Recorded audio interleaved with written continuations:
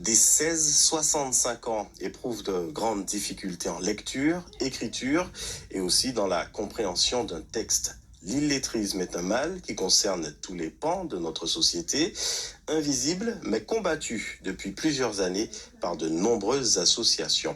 Edigo Lapcan et Ariel Joaille. Savoir lire, écrire, compter, Nicole n'y arrivait pas. Décrochage scolaire, échec à répétition, jusqu'au jour où on met un mot sur son combat, l'illettrisme. Maintenant, Nicole a décidé, elle veut reprendre en main le cours de sa vie.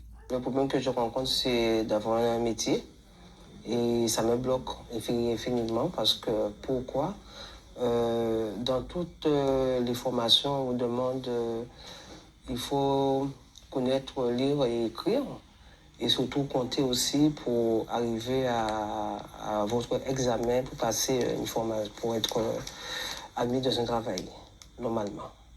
Comme Nicole, 19% des personnes de 18 à 64 ans rencontrent d'importantes difficultés dans au moins une des 4 compétences de base. Identifier un mot, comprendre un texte, écrire ou encore compter. Ça doit touche 38 000 Guadeloupéens, soit 2 fois plus qu'en Hexagone. Et ces milliers de Guadeloupéens, ce sont nos collègues, les amis, la famille, qui n'osent pas dire qu'ils ne savent pas.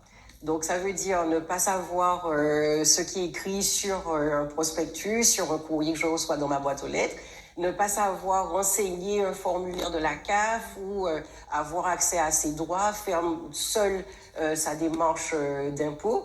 Aujourd'hui, plus d'une centaine de structures sont référencées sur l'ensemble de l'archipel et à Saint-Martin pour venir en aide à ces personnes en très grande difficulté.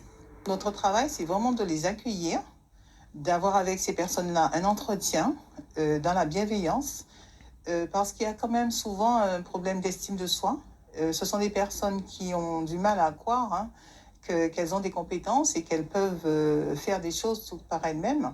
Et si l'écart entre la Guadeloupe et l'Hexagone se creuse à l'endroit des populations qui ont le moins de compétences, beaucoup n'osent toujours pas franchir la porte des centres de formation. Pourtant, ceux qui l'ont fait se sentent déjà mieux. Oui, je me sens mieux. Je me sens mieux adapté. Et à ce que je cherchais depuis longtemps, je l'ai trouvé. Pour Nicole, le combat continue. Chaque mot appris, chaque calcul réussi, c'est une marche vers l'autonomie. À Paris, c'est au